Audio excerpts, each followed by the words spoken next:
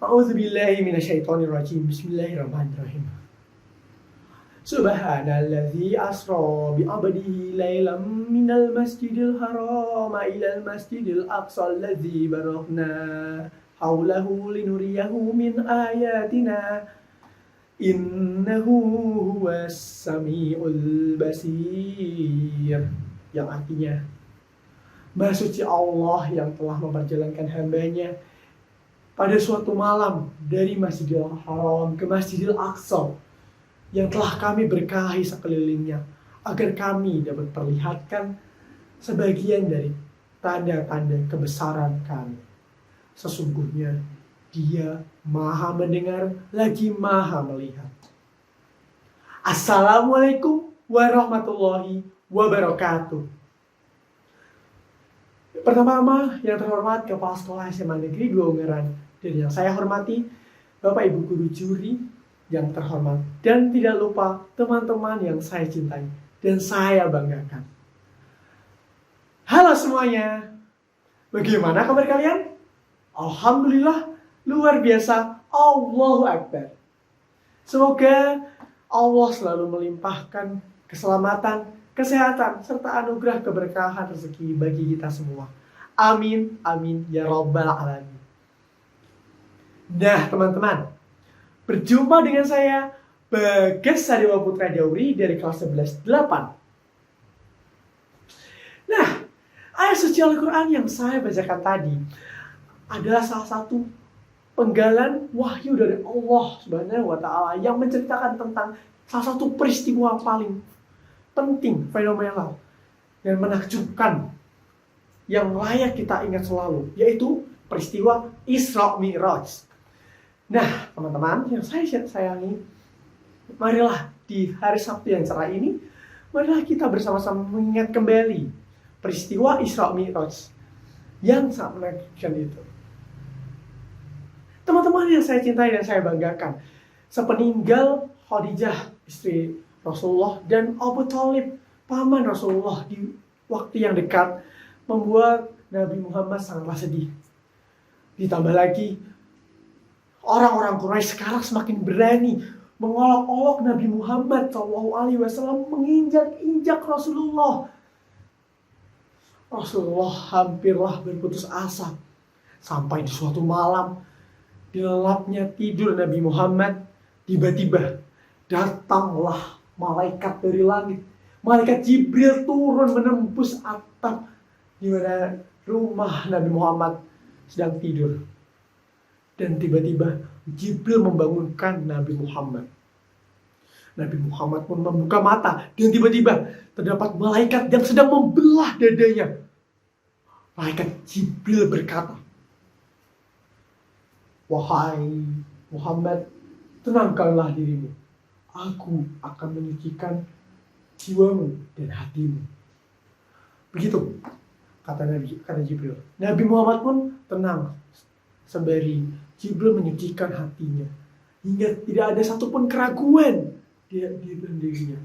Hal ini rupanya dipersiapkan oleh Nabi Muhammad SAW agar Nabi Muhammad dapat mengambil pelajaran dari perjalanan yang akan ia jalani ke depannya, yaitu perjalanan Isra Mi'raj. Dimulailah perjalanan Isra, dan ketika Jibril menyuruh Nabi Muhammad untuk keluar dari rumah, Nabi Muhammad pun kaget dan takjub melihat ada satu makhluk yang badannya besar, badannya putih bersinar, tidak lebih besar daripada kuda, tidak lebih kecil daripada keledai, lengkap dengan pelana. Kecepatannya sejauh mata memandang, itulah buruk. Nabi Muhammad SAW dan Jibril pun pergi menunggangi buruk, meninggalkan kota Mekah yang penuh masalah sejenak, melewati Masjidil Haram menuju Palestina, tepatnya di Masjidil Aqsa. Sesampainya di Masjidil Aqsa, Nabi Muhammad pun turun dan melakukan sholat 2 rakaat. Selesai sholat, Jibril pun berada di belakang Nabi Muhammad dan membawakan 2 minuman di genggamannya. Jibril pun berkata, "Wahai Muhammad, pilihlah salah satu minuman yang ada di tanganku." seperti Jibril mengetes Nabi Muhammad. Namun dengan mudahnya Nabi Muhammad SAW pun memilih minuman susu, karena yang ada di tangan Jibril itu adalah susu dan yang satunya adalah khamr. Masya Allah, padahal pada zaman itu khamr belumlah dilarang untuk diminum. Subhanallah. Melihat kejadian itu, Jibril pun langsung berkata, "Wahai Muhammad, engkau telah mencocoki fitrahmu. Semoga Allah selalu memberkahimu dan juga memberkahi umatmu." Begitu kata Jibril mendoakan Nabi Muhammad. Berakhirlah perjalanan Isra dan bermulailah perjalanan Mi'raj, yaitu ketika Jibril pada saat itu juga mengajak Nabi Muhammad SAW untuk terbang ke atas langit. Peristiwa ini dinamakan Mi'raj. Dalam sekejap, Nabi Muhammad dan Jibril pun sampai di pintu langit dunia, langit pertama. Di saat itu, Jibril bertemu dengan penjaga langit dunia. Saya berkata, "Wahai penjaga langit dunia, bukakanlah pintu bagiku." Lantas penjaga dunia pun bertanya kembali kepada Jibril, "Wahai Jibril, siapakah yang bersamamu? Dan apakah dia diutus kemari?" Jibril pun menjawab, "Ini Muhammad. Ya, dia telah diutus kemari." Seketika penjaga pintu dunia pun membukakan pintu dunia menuju langit pertama. Di langit pertama, ia bertemu dengan sosok yang sedang menoleh. Ketika sosok itu menoleh ke kanan, ia tertawa bahagia. Ketika sosok itu menoleh ke kiri, ia pun tampak sedih. Sosok itu adalah pria, dan Nabi Muhammad pun penasaran. Lantas ia bertanya kepada Jibril, "Wahai Jibril, siapakah pria yang ada di ujung sana?"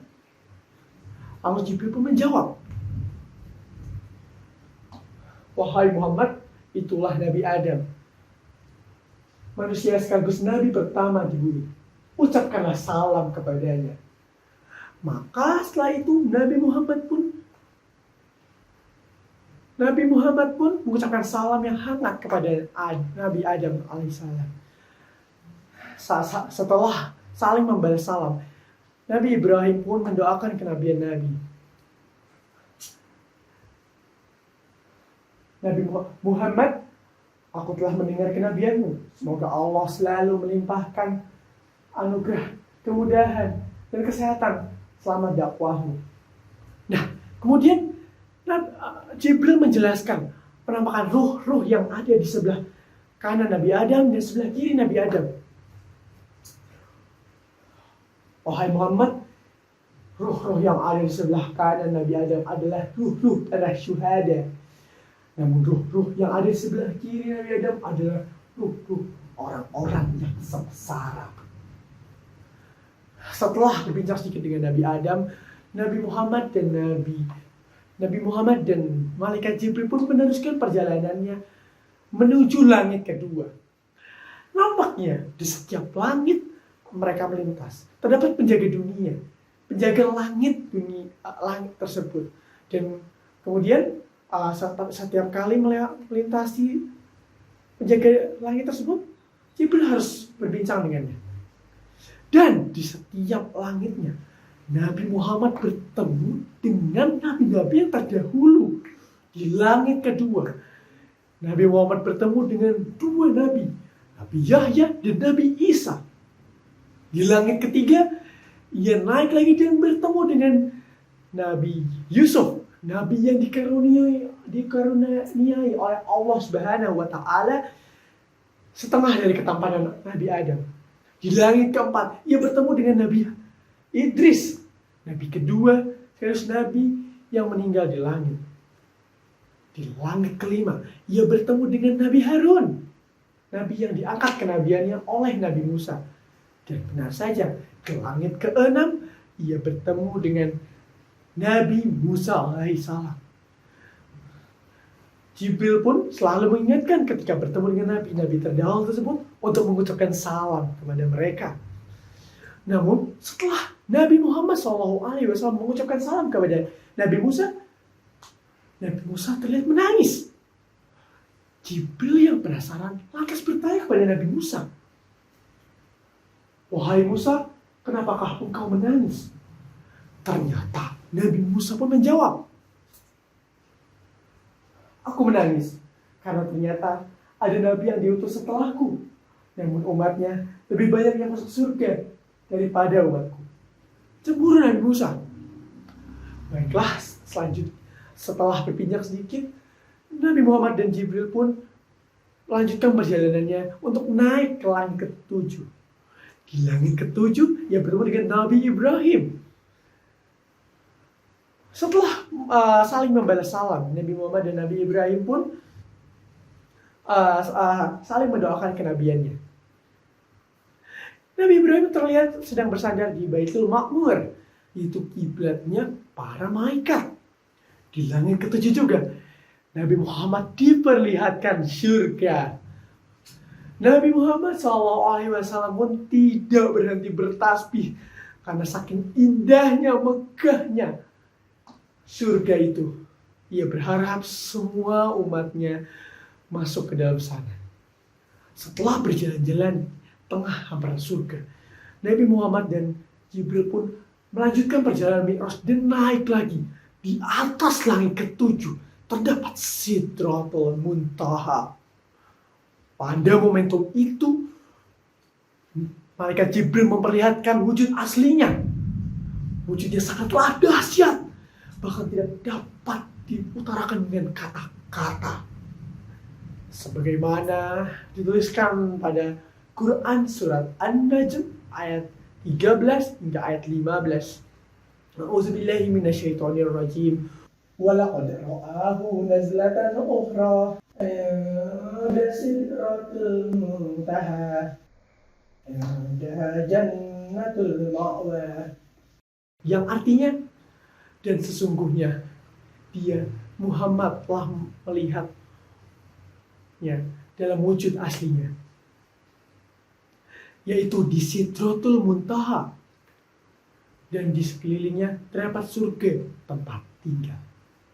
Quran surah An-Najm ayat 13 hingga 15. Kemudian Jibril pun berkata, "Wahai Muhammad, engkau akan bertemu dengan Tuhanmu, namun saya tidak bisa mengantarmu." Nah, Jibril tidak bisa mengantar Nabi Muhammad untuk bertemu dengan Allah. Nah, ketika itu juga Nabi Muhammad pun naik lagi di atas Sidratul Muntaha untuk bertemu dengan Allah Subhanahu wa Ta'ala. Nabi Muhammad tidak dapat melihatnya secara langsung, tapi melihatnya dengan hatinya. Di saat itu juga Allah Subhanahu wa Ta'ala memerintahkan kepada umat Nabi Muhammad untuk menjalankan ibadah sholat 50 kali dalam sehari semalam. Kemudian Nabi Muhammad pun turun ke langit ke-6. Nah, di langit ke-6 ia bertemu dengan Nabi Musa. Nah, Nabi Musa pun lantas penasaran. "Wahai Muhammad, apakah yang dikatakan oleh Tuhanmu kepadamu?" Nabi Muhammad pun langsung menjawab, "Wahai Musa, Allah Subhanahu wa Ta'ala telah memerintahkan kepadaku untuk sholat fardu 50 kali sehari semalam." Namun tiba-tiba raut wajah Nabi Musa terlihat sedih. Ia pun khawatir, lantas berkata, "Wahai Muhammad, kembalilah kepada Tuhanmu. Aku yakin umatmu tidak akan sanggup menjalankan perintah itu." Nabi Muhammad pun berpikir, apakah benar yang dikatakan Nabi Musa itu? Lantas ia bertanya kepada Jibril. Meskipun Jibril mengiyakan, setuju saja dengan apa yang Nabi Muhammad putuskan. Lantas saat itu juga Nabi Muhammad SAW kembali ke langit, kembali menemui oleh Allah Subhanahu wa Ta'ala, meminta keringanan ibadah. Masya Allah, Maha Suci Allah. Allah Maha penghasilan dan Maha penyayang. Allah memberikan keringanan itu dan menurunkannya menjadi 10 kali waktu sholat sehari semalam. Lalu kasih bertemu lagi dengan Nabi Musa. Namun Nabi Musa masih terlihat khawatir. Ia pun masih berkata, wahai Muhammad, kembalilah lagi kepada Tuhanmu. Aku sangat yakin umatmu masih tidak akan sanggup menjalankan perintah itu. Nabi Musa masih terlihat khawatir. Mungkin karena ia berpengalaman menghadapi umatnya yang sangat keras kepala itu. Kemudian Nabi Muhammad pun menuruti saran dari Nabi Musa dan kembali meminta keringanan oleh Allah Subhanahu wa Ta'ala. Dan Masya Allah, Allah pun memberikan keringanan lagi menjadi 5 kali waktu sholat sehari semalam.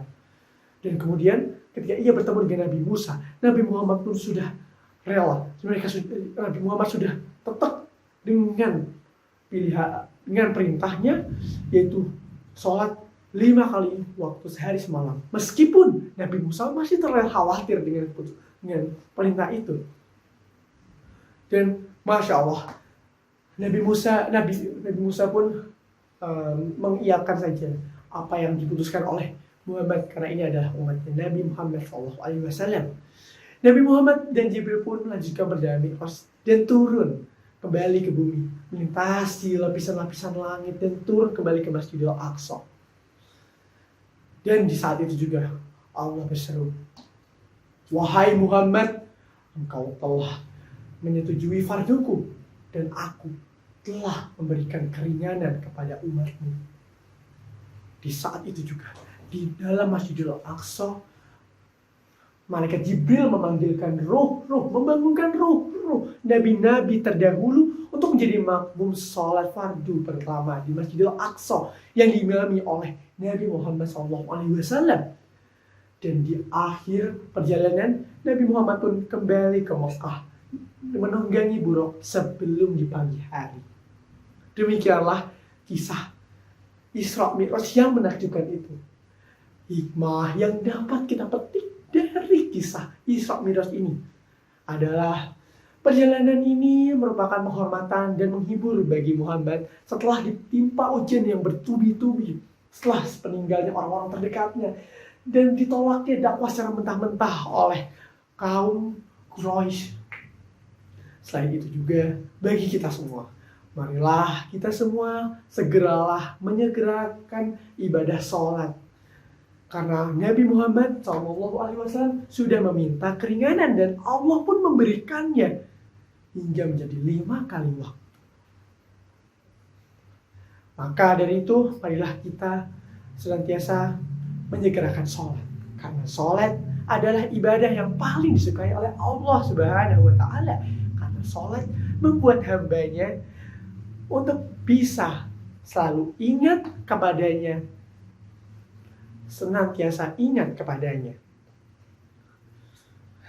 Semoga hikmah yang saya sampaikan, kisah yang saya sampaikan dapat bermanfaat bagi kita semua untuk meningkatkan senantiasa iman kita kepada Allah Subhanahu wa Ta'ala dan meningkatkan ibadah kita. Akhir kata, wassalamualaikum warahmatullahi wabarakatuh.